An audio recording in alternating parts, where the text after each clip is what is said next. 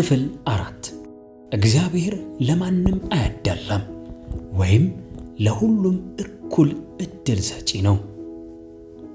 ምዕራፍ 31 ትዳሬን በጣም አበላሸሁት አለች ካሮል። ብዙ ስህተቶችን ሰርቻለሁ። ሁሉም የእኔ ጥፋት ነው። በጣም ጥሩ ነገር ነበረኝ፣ እኔ ግን አረከስኩት ወይም አጠፋሁት። አሁን ተጨንቄያለሁ። ለዚህ ካሳ የምከፍልበት ወይም የምክሰው መንገድ የለኝም። በካሊፎርኒያ በምጎበኘው አንድ ቤተክርስቲያን ስብከቴን ገና እንደጨረስኩ ነበር ካሮል ለረጅም ጊዜ በውስጧ ሲበላት ወይም ሲያሰቃያት በነበረው ጉዳይ ላይ ተስፋ የሚሆን ነገር እንደምነግራት ፈልጋ ወደ እኔ መጣችው። ለመሆኑ በትክክል ምንድን የሆነው ብዬ ጠየቅኳት። ምኞቴ ወደ ኋላ ተመልሼ ሁሉንም ነገር እንደገና በአግባቡ መስራት ቢሆን ነበር አለች ካሮል። ነገር ግን አሁን እርሱ ከሌላ ሰው ጋር ነው፣ እኔም በአዲስ ትዳር ውስጥ ነኝ። ወደ ኋላ መመለስ እንደማልችል አውቃለሁ። ነገር ግን በአዲሱ ግንኙነቴ ውስጥም ሰላም የለኝም፣ አልተረጋጋሁምም። አእምሮዬ ይጫወትብኛል። እንዲያውም አንድ የመጽሐፍ ቅዱስ አስተማሪ በሬዲዮ ሲናገሩ ፈትቼ እንደገና ስላገባሁ ሁልጊዜ በዝሙት ውስጥ የምኖር አመንዝራ እንደሆንኩ ሲናገሩ ሰማሁ። ሁልጊዜ የምትኖር አመንዝራ ብዬ ጠየቅኳት። አይደለም፣ አንቺ ሁልጊዜ የሆንሽው ብቸኛው ነገር ሁልጊዜ የእግዚአብሔር ልጅ መሆንሽ ነው። አንቺ አመንዝራ አይደለሽም ካሮል። እግዚአብሔር በፍጹም በዚህ መንገድ አይመለከትሽም። ይህንን ማወቅ አለብሽ።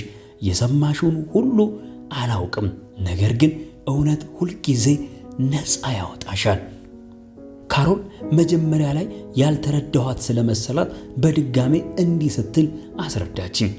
ያ በሬዲዮ የሰማሁት ሰው እያለ የነበረው የመጀመሪያ ትዳሬን ስላበላሸውና ይህም ለፍቺ ምክንያት ስለሆነ እንደገና ማግባት ኃጢአት እንደሆነ ነው።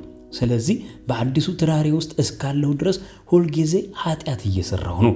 እግዚአብሔርም በዚህ ይፈርድብኛል። ይህ ደግሞ ለአዲሱ ትዳር መልካም መንፈስ አይፈጥርም።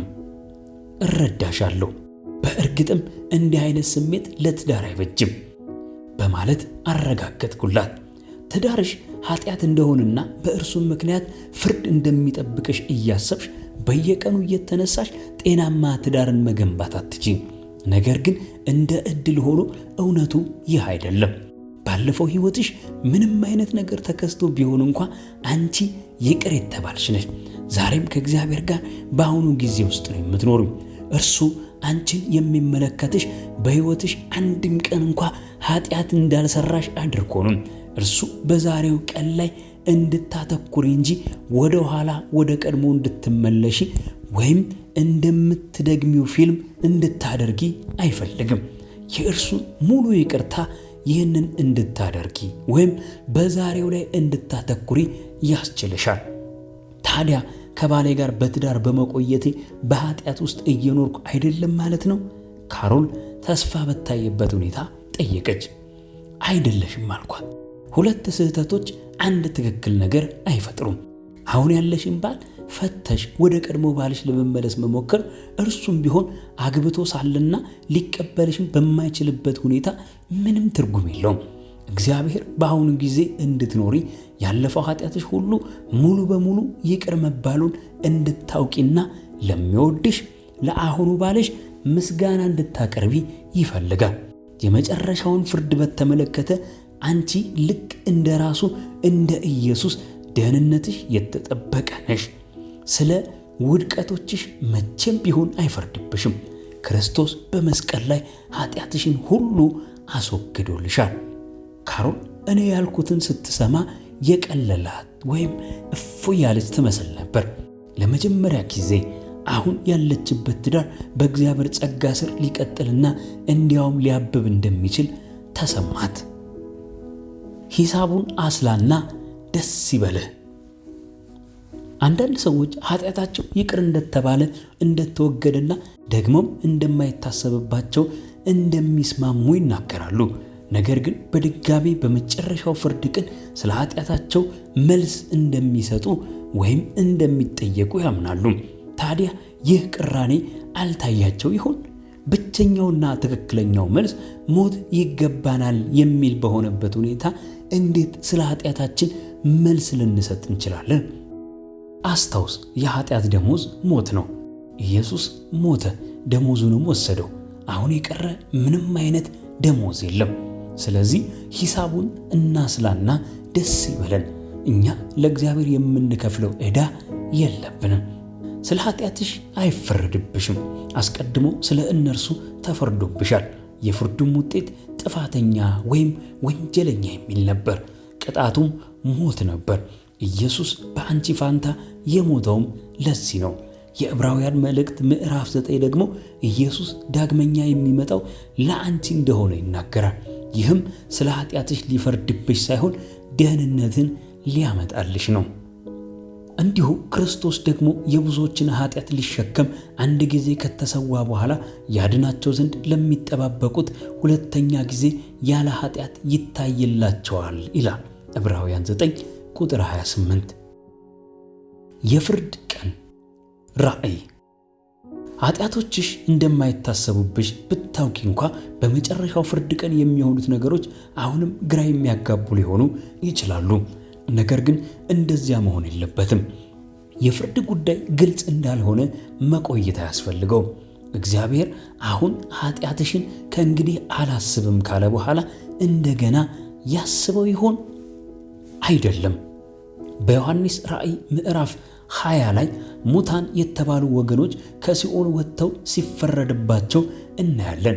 ስማቸው በሕይወት መጽሐፍ ውስጥ አልተገኘም፣ እንደ ሥራቸውም ተፈረደባቸው። እነዚህ የማያምኑ ወይም ከእግዚአብሔር ጋር ግንኙነት የሌላቸው ናቸው። የፍርዱ ውጤት ጥፋተኛ የሚል ሆነ፣ ወደ እሳት ባህርም ተጣሉ። ከዚያም ምዕራፍ 21 ይጀምራል። ቤተ ክርስቲያንም በስፍራው ትታያለች። የክርስቶስ ሙሽራ ምንም አይነት ስቃይና ሐዘን በሌለበት የዘላለም ሕይወት ውስጥ እንድትገባ ተጋብዛለች። እኛ የትኛው ወገን ውስጥ እንደምንመድብ መለየታችን አስፈላጊ ነው። በምዕራፍ 20 ላይ እንደሚፈረድባቸው ወገኖች ወይንስ በምዕራፍ 21 ላይ እንደሚያከብሩት ወገኖች? ኢየሱስ በእርሱ በሚያምን አይፈረድበትም ሲል የትኛው ስፍራ ላይ እንደምንገኝ እንድንረዳ ያደርገናል። ዮሐንስ 3 ከቁጥር 18። የፍርድ ቀን ማቴዎስ። የማቴዎስ ወንጌል ምዕራፍ 25 ደግሞ ሁለት ወገኖች ያሉበትን ሌላ የመጨረሻ ፍርድ ስዕል ያሳየናል። እነርሱም በጎችና ፍየሎች ናቸው። የሰው ልጅ በክብሩ በሚመጣበት ጊዜ ከእርሱም ጋር ቅዱሳን መላእክቱ ሁሉ በዚያን ጊዜ በክብሩ ዙፋን ይቀመጣል። አሕዛብም ሁሉ በፊቱ ይሰበሰባሉ። እረኛም በጎቹን ከፍየሎቹ እንደሚለይ እርስ በርሳቸው ይለያቸዋል። በጎችን በቀኙ ፍየሎችንም በግራው ያቆማቸዋል። ማቴዎስ 25 ከቁጥር 31 እስከ 33። ከዚያም ኢየሱስ በጎቹ ርስታቸውን እንደሚቀበሉና ለእነርሱ ወደ ተዘጋጀው መንግሥት እንዲገቡ እንደሚጋበዙ ይናገራል። ቁጥር 34። በአንጻሩ ግን ፍየሎቹን እንዲህ ይላቸዋል፣ እናንተ የተረገማችሁ ለሰይጣንና ለመላእክቱ ወደ ተዘጋጀው ወደ ዘላለም እሳት ከእኔ ሂዱ። ቁጥር 41። እንግዲህ ሁለቱን የተለያየ ወገኖችና ሁለቱን የተለያየ የፍርድ ውጤቶች ልብ በሉ።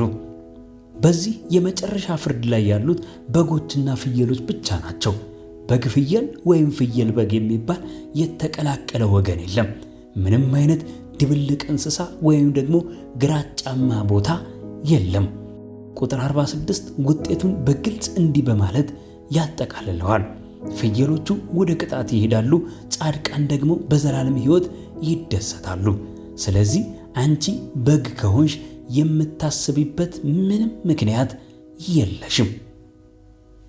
ሊሰመርበት የሚገባ በግልጽ እንደሚታየው በፍርድ ቀን የምንፈራው ምንም ነገር የለንም።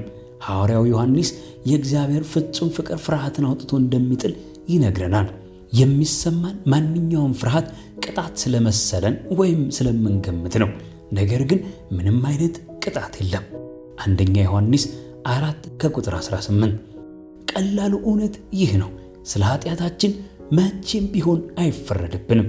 እግዚአብሔር የኃጢአታችንን መዝገብ ለዘላለም ደምስሶታል። ሮሜ 4 ከቁጥር 8 እና ዕብራውያን 8 ከቁጥር 12